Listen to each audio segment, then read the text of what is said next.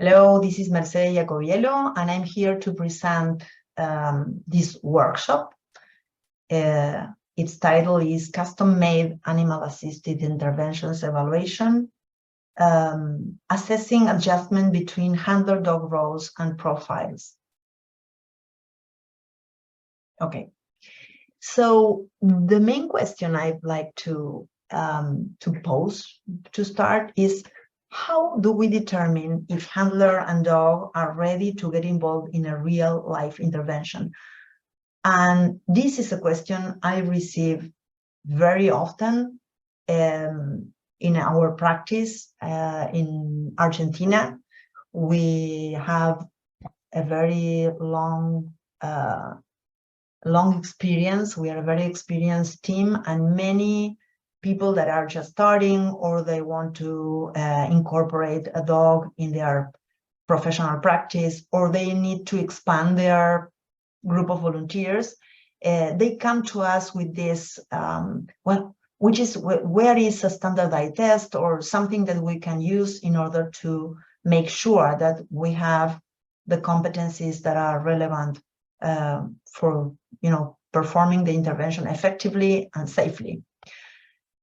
My answer is always that there is not just one real life intervention, but a huge variety of interventions around. And this scope is broader and broader because there are different disciplines that are incorporating dogs in their practices, because they are being applied to different populations with the age range that can be very different from one to another.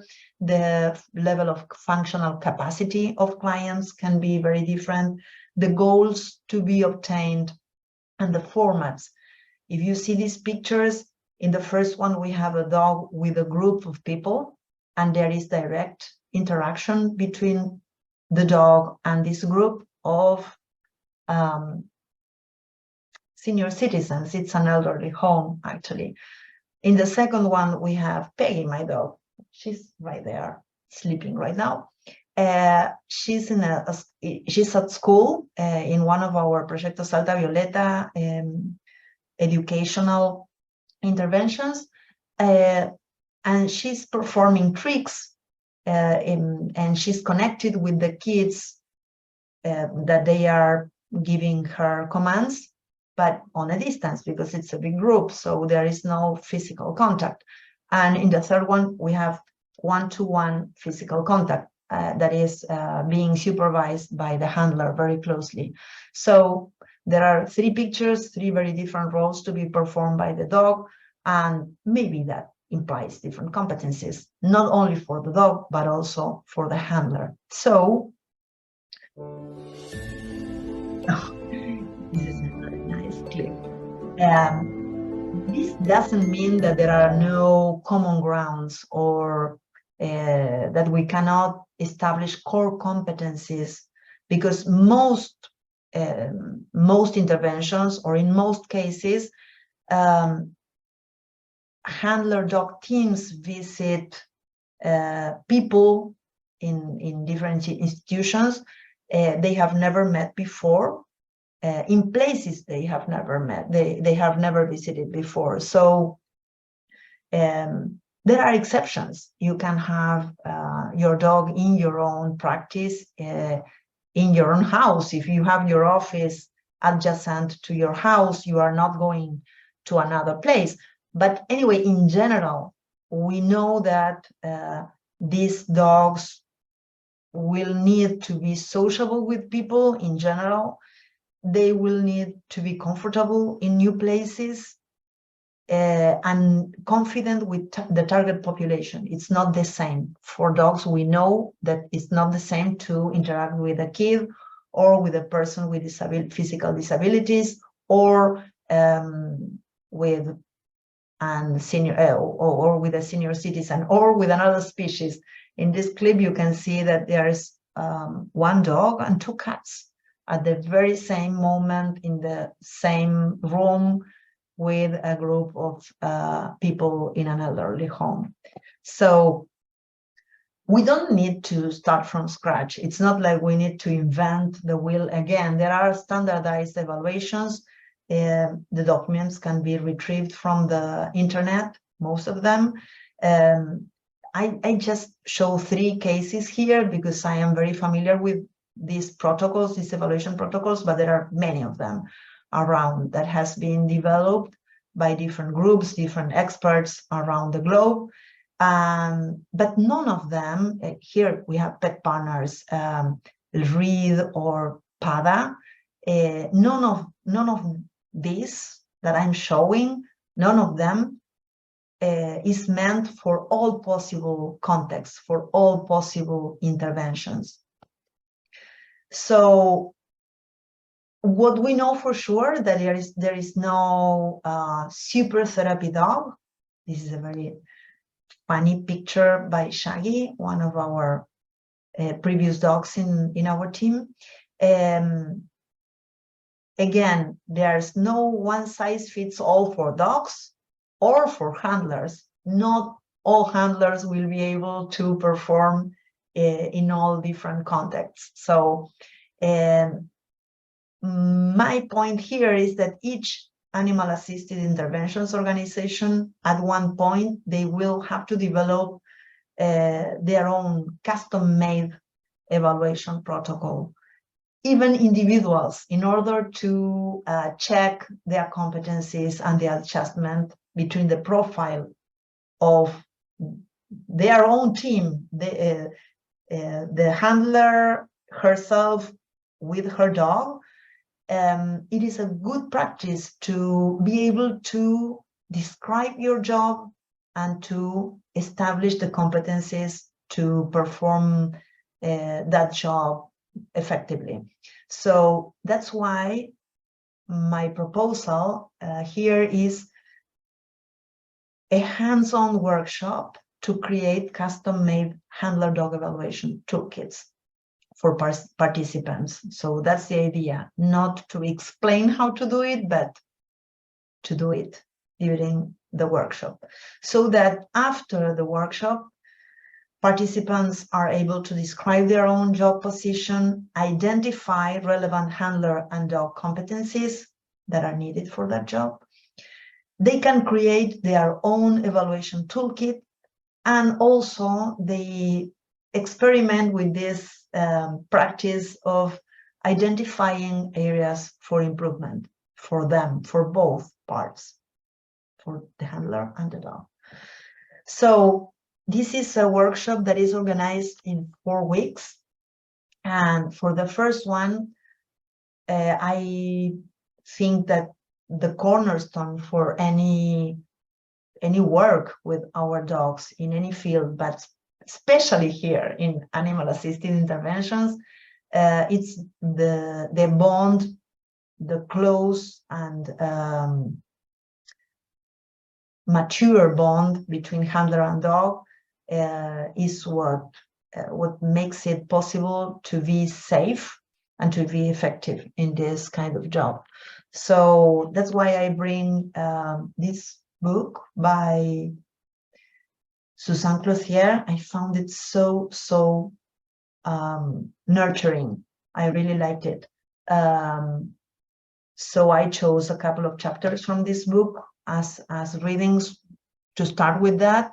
And also there is a video class we prepared for one of our classes in Proyecto Salta Violeta, in which we explain this idea of the wide world of animal-assisted interventions and the variety of roles and profiles related to them. So this will be the 2 sources of information we are using for this first week, in order to every week there will be a field work. And this week, the idea is to describe your own job.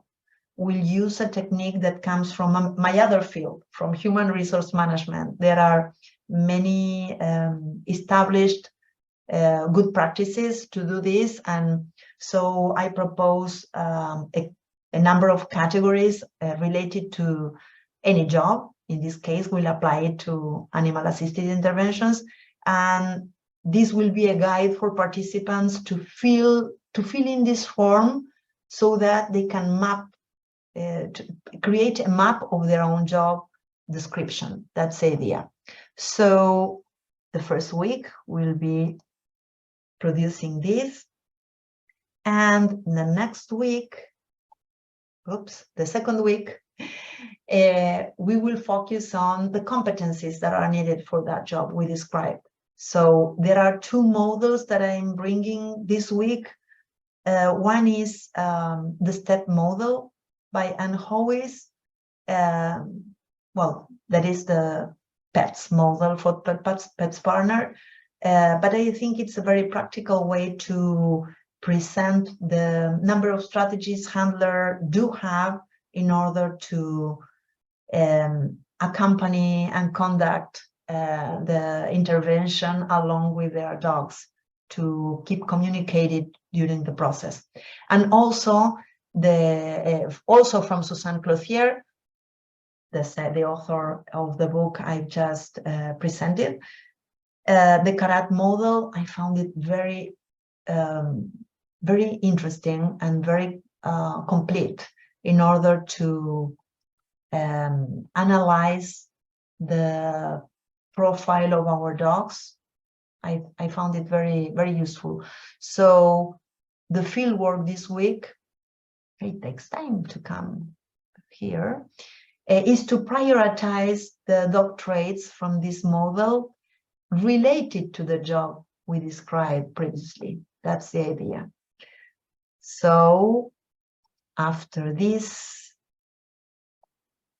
production, we'll go into the third week, in which I introduce the idea of dog welfare, not only during the interventions, but also before and after. And in order to organize this discussion, I bring a model developed by Senitson Eng and his colleagues. They wrote many papers and they gave many conferences about this. I met this model many times, but I'll bring one of the chapters from this Bible of Animal Assisted Interventions, the handbook, in its last edition. It's 2019, yeah. And also a paper I wrote with Virginia Iacoviello, and we published in Spanish, but we can produce a translation too for participants that will work in English, in which we apply that model to analyze two cases. One is our own project, Proyecto Salta Violeta, and the volunteering program at Pet Partners Argentina.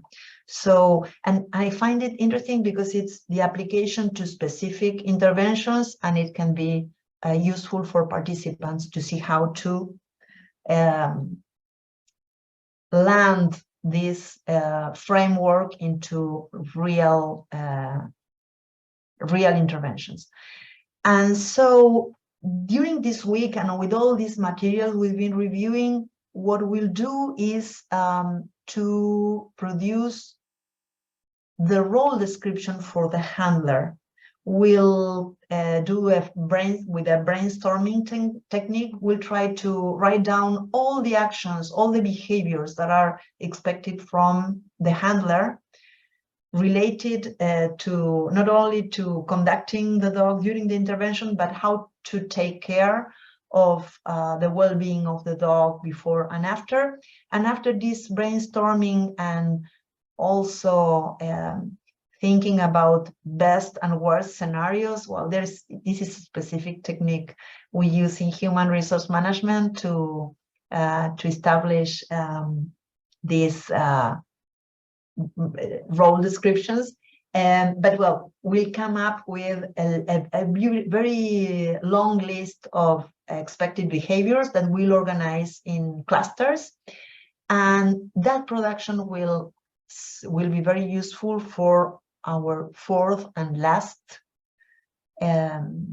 week, in which we'll put all this together. We wrap up establishing specific evaluation instruments using all the information produced before. We'll add the Clothier Relationship Assessment tool, RAD. I found it very useful too, so it can complement what we've seen before. And during this week also, we'll present the variety of tools that can be included in an evaluation. It's not just an exam and a practical evaluation, but you can also complement with questionnaires and observations of behavior, interviews. There are many different ways you can collect information about the performance or the potential performance of new teams to be involved in animal-assisted interventions. Oh, it's taking long to show here on the screen. Okay, it came after all.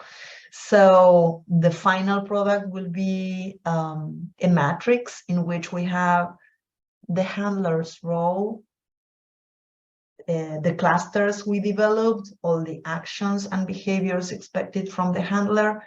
Then we'll decide which evaluation tool to use in order to make sure that competence is present. And then also we'll write for each of them the behavioral indicator so that we can check if these competencies are present in the team, the handler and dog we are evaluating. This can be a self-evaluation in case it's an individual involved in a professional practice, or it could be evaluating collaborators or volunteers, on a professional fashion or a volunteering fashion. So thanks a lot for your attention. This is the plan, and hopefully we'll be offering this workshop before the end of the year. Thanks a lot, and let's keep in touch.